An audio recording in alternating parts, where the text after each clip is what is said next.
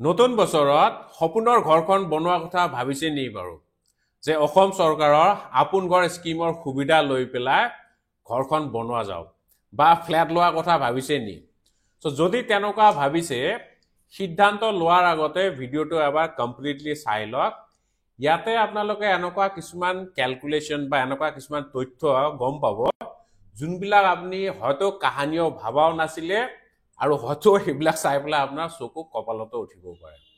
গতিকে ভিডিঅ'টো স্কিপ নকৰাকৈ লাষ্টলৈকে চাব মই জানো আপোনালোকৰ সময়ৰ মূল্য বেছি কিন্তু তথাপিও এবাৰ কষ্ট কৰি পেলাই ভিডিঅ'টো কমপ্লিট চাওক বহুতখিনি নতুন নতুন তথ্য আপুনি গম পাব আজি আজি মই দেখাম ঘৰ ললে কি সুবিধা বা আপুনি যদি ফ্ল্যাট ল'ব বিচাৰিছে তাৰ কি সুবিধা বা আপুনি যদি ভাড়া ঘৰত থাকিব বিচাৰিছে কোনটো বেছি লাভজনক ঘৰ লোৱাটো নে ভাড়া ঘৰত থকা আটাইখিনি কথা ডিটেইলছ আলোচনা কৰিম লাষ্টলৈকে চাব ফ্ৰেণ্ডছ মোৰ নাম ডক্টৰ ৰাজীৱ এল বি ৰয় যদি আপুনি ফাৰ্ষ্ট টাইম আমাৰ চেনেলটো ভিজিট কৰি আছে আপডেটছ আছামিজ প্লিজ সাবস্ক্ৰাইব কৰি দিব ইয়াতে আমি ষ্টক মাৰ্কেটৰ ওপৰত ভিডিঅ' বনাওঁ ইনভেষ্টমেণ্ট ট্ৰেডিং মিউচুৱেল ফাণ্ডৰ ওপৰত ভিডিঅ' বনাওঁ যদি শিকিব বিচাৰিছে সাবস্ক্ৰাইব কৰি পেলাই বেল আইকনটো দবাই দিব আচ্ছা তেতিয়াহ'লে সময় নষ্ট নকৰো আজি মই আপোনালোকক কিছুমান তথ্য আপোনালোকক দেখাম যোনবিলাক চালে আপুনি হয়তো আচৰিত হ'ব মই ইয়াতে উদাহৰণস্বৰূপে ধৰিছো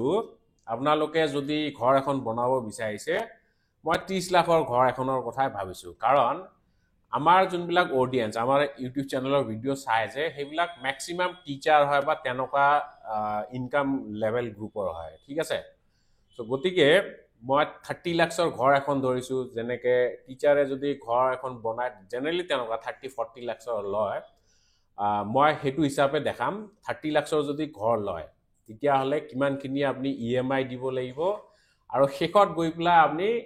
যেতিয়া ঘৰখন একচুয়ালি আপোনাৰ নামত হ'ব তেতিয়া যোনটো লোন এমাউন্টৰ কিমান বেছি আপুনি দিব লগা হয় ঠিক আছে মই 30 লাখৰ ঘৰ ধৰিছো 33 নহয় 30 লাখ হিচাপটো ঠিক আছে না ওকে 30 লাখ ইন্টারেস্ট রেট ইয়াতো বাই ডিফল্ট 6.9 আহিছে ইমান কমত আপনি কেতিয়াও নাপায় কাৰণ আৰবিআই ৰেপো ৰেটে হৈছে 6.5% তাৰ পৰা অলমোস্ট 2.5% মানৰ স্প্ৰেড থাকে মানে ইমানটো বেছি লয় ঠিক আছে স্টেট গভৰ্নমেন্টৰ যদি এতিয়া আপনি হিসাব কৰে তেতিয়া হলে 9.15% হয় ঠিক আছে এসবিআই হোম লোন যদি আপনি আপোন ঘৰত থ্ৰু দি লয় 1%ৰ আপনি সাবসিডি পাই যাব 8.15% ঠিক আছে কিন্তু সেই পইচাটো আপনি আগে দিব লাগিব লাষ্টতহে সেই পইচাটো আপোনাক ঘূৰাই দিব ঠিক আছে ইয়াত 8% ধৰিছো মই অলপ কমকে ধৰিছো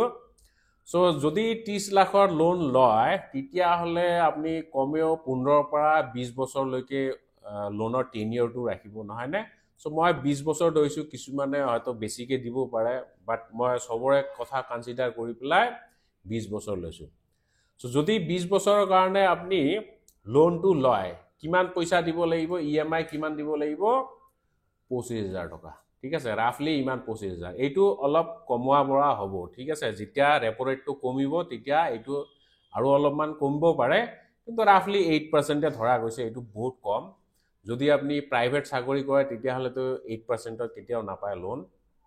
মানে এট দিস মোমেন্ট মানে মই এই ভিডিওটো বনাই আছো ডিসেম্বৰ মাহত ঠিক আছে ডিসেম্বৰ 2024ত এইটো সময়ত ইন্টারেস্ট রেট একদম এলিভেটেড লেভেলত আছে গতিকে মিনিমাম তো আপনি 8.5% বা মানে 8.5% বা 9% মান দিব লাগিব আপনি 25000 টকা ইএমআই দিব লাগিব কিন্তু যদি আপনি এনেকে লোন লৈ পেলাই ঘৰখন লয় না ঘৰখন কিন্তু বনোৱা হৈ গ'ল এবছৰ দুবছৰ পিছত বনোৱা হৈ গ'ল আপনি ঘৰত সোমাই গ'ল কিন্তু একচুয়ালি ঘৰখন কিন্তু আপোনাৰ নামত নাথাকে ঠিক আছে এটো বেংকৰ নামতে থাকিব মানে আপোনাৰ নামত থাকিব কিন্তু হাইপোথেকেটেড বুলি লিখা থাকিব যেনেকে আপনি গাড়ী ললে গাড়ী যদি লোনত লয় যেতিয়ালৈকে ইএমআই পৰিশোধ নকৰে লোনটো পৰিশোধ নকৰে তেতিয়ালৈকে আপোনাৰ আৰসিত হাইপোথেকেটেড বুলি লিখা থাকিব বা ফাইনেন্স বাই আমুকদাং ঠিক আছে যোনদিনা আপনি লোন কমপ্লিট কৰিব সিদনাহে আপোনাৰ গাড়ীখন বা আপোনাৰ ঘৰটো আপোনাৰ নামত হ'ব ঠিক আছে আৰু যদি আপনি দুটা বা তিনটা বা 4-5টা মান ইএমআই ল্যাপস কৰি দিয়ে তেতিয়াহ'লে গাড়ী হ'লেতো কথাই নাই বেংকে আহি উঠাই লৈ যাব একো কথা নাপাতে কিন্তু ঘৰৰ ক্ষেত্ৰত অলপমান দিগদাৰ হ'ব পাৰে ইমান সোনকালে নুঠাই বাৰু কিন্তু ইহঁতে প্ৰব্লেম কৰিব যিয়ে নহওক আপুনি 25,000 টকাৰ EMI দিলে ঠিক আছে 25,000 টকা EMI দি পেলাই 20 বছৰ পিছত ঘৰখন আপোনাৰ নামত হ'ল সেইটো কিমান মিনিংফুল সেইটো আপুনি এতিয়া নিজে ভাবক কিন্তু মই ইয়াতে ক'ব বিচাৰিছো আপুনি যদি এই 25,000 টকাটো নিদি পেলাই মানে EMI নিদি পেলাই ইয়াৰ আধা মানে কিমান হ'ব মই 12,000 ধৰিছো ঠিক আছে 12,000 টকা আপুনি ইনভেস্ট কৰি গ'ল আৰু বাকি পইচা আপুনি ভাড়া ঘৰত থাকিলে ঠিক আছে ভাড়া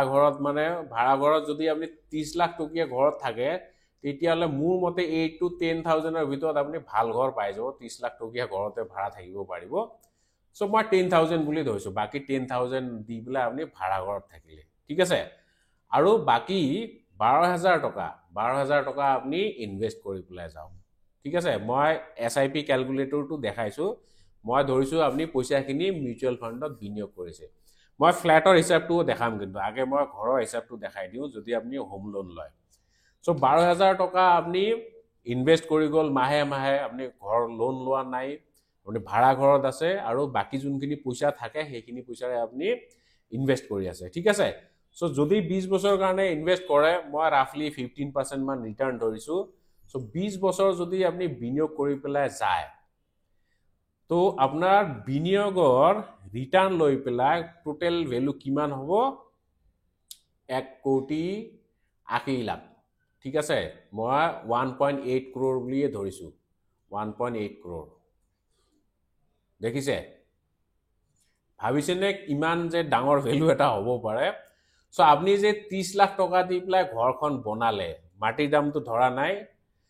20 বছৰ পিছত ঘৰখনৰ মূল্য 1,80 লাখ টকা হ'ব নি আপুনি ইন্টাৰেস্টিং কথা হয়তো নাজানিব পাৰে বহুতে নাজানে 30 লাখ টকা দি পেলাই যদি ঘৰ এখন বনায় ঘৰখন আপুনি 10 বছৰ 15 বছৰ 20 বছৰ পিছত ইয়াৰ ভ্যালু কিন্তু নাবাঢ়ে অলপ ইফাল হৈ থাকিব ঠিক আছে এইবিলাক হল ডেপ্ৰিচিয়েটিং এসেট দিনে দিনে ভ্যালুটো কমিহে যায় 30 লাখৰ ভ্যালুটো কমি পেলাই হয়তো 25 লাখ মান হ'ব পাৰে 20 বছৰ পিছত ঠিক আছে বাঢ়া চান্সটো বহুত কমে আছে কিন্তু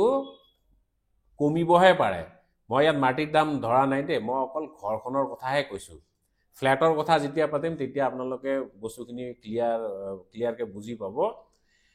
সো 30 লাখৰ ভ্যালুটো 25 লাখ হ'ব বা 30 লাখে হ'ল বাৰু ঠিক আছে ইমান দিন পিছত 30 লাখ টকা পালে কিন্তু এইপিনে চাওক আপুনি যদি ঘৰখন এতিয়া নিকিনি পেলাই আপুনি বিনিয়োগ কৰি গ'ল তাৰ আধা পইচা যিমান EMI দিব তাৰ আধা বিনিয়োগ কৰি পেলাই 1.8 crore আপুনি মূলধন হিচাপে পালে ঠিক আছে ৰিটাৰ্ণ সব মিলাই পেলাই সো সেইটো সময়ত আপুনি 1,80 লাখ টকা দি বিৰাট ধুনিয়া ঘৰ বনাব পাৰিব নহয় নে হয়তো আপুনি এনেকে ভাবিব পাৰে এতিয়া যে 30 লাখ টকা দিম পেলাই ঘৰ বনাইছো 20 বছৰ পিছত আমি 30 লাখ টকাত ঘৰ বনাব নোৱাৰো অবিয়াস কথা ইয়াৰ কিমান বেছি হ'ব 3 গুণ ধৰিছো মানে 90 লাখ হ'ব 20 বছৰ পিছত আজি যোনখন ঘৰ আপুনি বনাই আছে 30 লাখ টকাত সেইখন ঘৰ হয়তো 90 লাখ মান পৰিব সো 90 লাখ পৰিলেও এনাদাৰ 90 লাখ আপোনাৰ ৰাহি হৈ গ'ল নহয় নে আৰু এইপিনে আপুনি কি কৰি আছে ভাড়া ঘৰত আছে ভাড়া ঘৰত 10,000 12,000 টকা দি পেলাই ৰেন্ট দি পেলাই আপুনি ধুনিয়াকে আছে আৰু ভাড়া ঘৰত একো অব্লিগেশন নাথাকে ঠিক আছে আপুনি ধৰি লওক পানী আহা নাই আপুনি মালিকক গৈ ক'ব কাৰেন্ট আহা নাই মালিকক গৈ ক'ব একো এইবিলাক জঞ্জাট নাই কিন্তু নিজৰ ঘৰ যেতিয়া হ'ব বহুত জঞ্জাট আহিব আপুনি মেইনটেনেন্সটো নিজে কৰিব লাগিব ঠিক আছে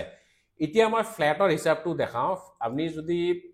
ফ্ল্যাট লম বুলি ভাবিছে গুৱাহাটী বা যোৰহাট ডিব্ৰুগড় বা এইপিনে বঙাইগাঁৱত ফ্ল্যাট লম বুলি ভাবিছে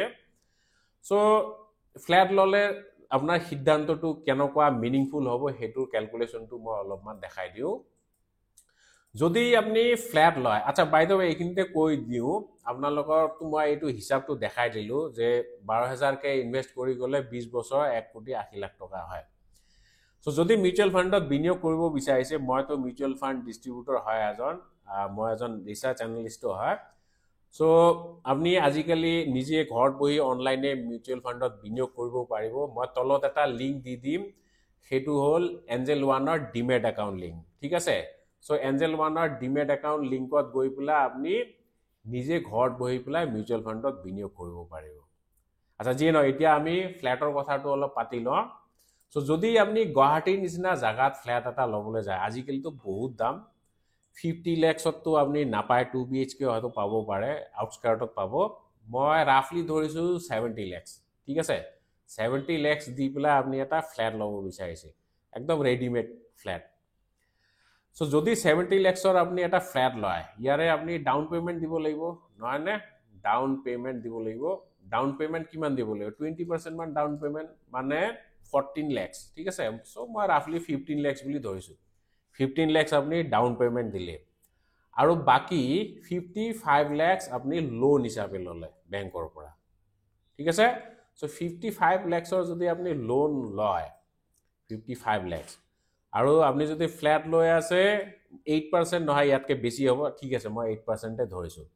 20 বছৰলৈকে যদি আপুনি লোন পৰিশোধ কৰে, তেতিয়াহ'লে EMI হ'ব 46,000। দেখিছে, হিউজ এমাউণ্ট। হয়তো আপোনাৰ চেলেৰী আধাহে ইয়াতে গুচি যাব পাৰে, কিন্তু আপুনি ভাবিব পাৰে নিজৰ ঘৰত থাকিম। কিন্তু